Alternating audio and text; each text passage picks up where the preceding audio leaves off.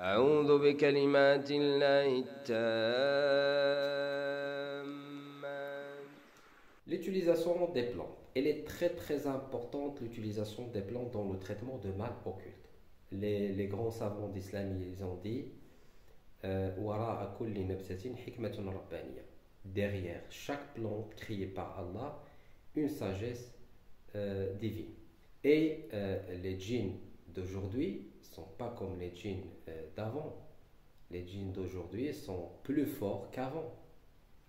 Et c'est pour ça qu'on essaie d'utiliser plusieurs choses à la fois dans le traitement de mal occulte pour qu'on puisse avoir de bons résultats et affaiblir le mal et la possession. On utilise les plantes tout d'abord pour le nettoyage énergétique. Lorsque la personne est entourée par une mauvaise énergie, ça attire automatiquement le monde qui se nourrit de cette énergie. Le monde des djinns, des mauvais esprits, les démons, les shayatines, etc. Et lorsque la personne est entourée par des mauvais esprits et des mauvaises énergies, il n'aura que des blocages dans la vie. S'il passe un entretien, il aura des conflits avec le recruteur. S'il passe un examen, il aura problème de waswas, d'oubli, manque de concentration. Si l'affaire business, commerce, etc., les clients ne vont pas accepter votre proposition. Et même sur le côté relations familiales, mariage, etc., vous aurez que des problèmes. Et des blocages d'argent, pas de baraka, etc. Pourquoi? Parce que la personne, elle est entourée par mauvaise énergie, mauvaise entité, mauvais esprit. Et d'où vient cette mauvaise énergie? Lorsque la personne est victime d'une sorcellerie, ou possession, ou mauvais œil, jalousie, etc., la matière de la sorcellerie, c'est une saleté. Cette saleté, il dégage les mauvaises énergies, les mauvaises ondes. Et c'est ce qui crée les conflits et le blocage dans la vie. Alors, donc pour débloquer la situation et se soigner de mal occulte, il faut faire le nettoyage avec les plantes. Alors, pour les plantes, on l'utilise pour le lavage, encenser et vaporiser. On utilise les plantes pour le lavage, c'est surtout pour traiter les cas de mauvaise jalousie et affaiblir la possession. L'encens aussi, c'est pour traiter les cas de mauvaise jalousie et affaiblir la possession. Vaporiser, on vaporise la chambre à coucher, la maison, la voiture, les coins, les rideaux, les placards, etc. On utilise le vaporisateur après le traitement de nettoyage du corps. Il ne faut pas vaporiser ou encenser la maison pendant que vous faites le traitement de nettoyage. Non, jamais. Tout d'abord, on fait le nettoyage de notre corps. Ça, c'est en premier. Une fois on termine, on passe au traitement des enfants, le mari, la maison, la voiture, etc. Parce que le moment où vous allez commencer le nettoyage de la maison, il faut travailler sur la protection. Il faut que votre corps soit bien nettoyé, purifié. Vous faites les protections nécessaires. Après, vous faites le nettoyage de la maison pour ne pas être attaqué par les djinns qui habitent dans la maison. Le massage avec le mélange des huiles. On utilise le massage pour se soigner de mal occulte.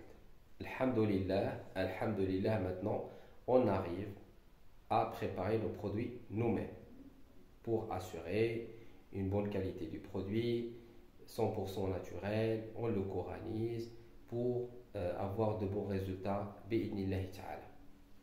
On a le mélange des huiles, le mélange des plantes et on a le mélange, le savon mélangé avec les plantes. Savon et on mélange avec 8 plantes.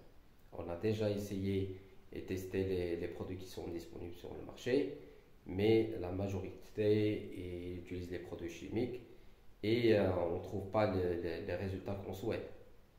C'est pour ça, alhamdoulilah, maintenant, on arrive à assurer la disponibilité, mélange des plantes, le mélange des huiles et aussi le savon mélangé avec les plantes.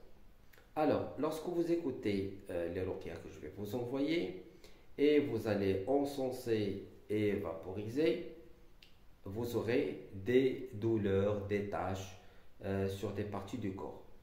Donc, les parties là où il y a les douleurs, là où il y a les taches, c'est là où il y a le mal caché. Donc, il faut masser ces parties-là.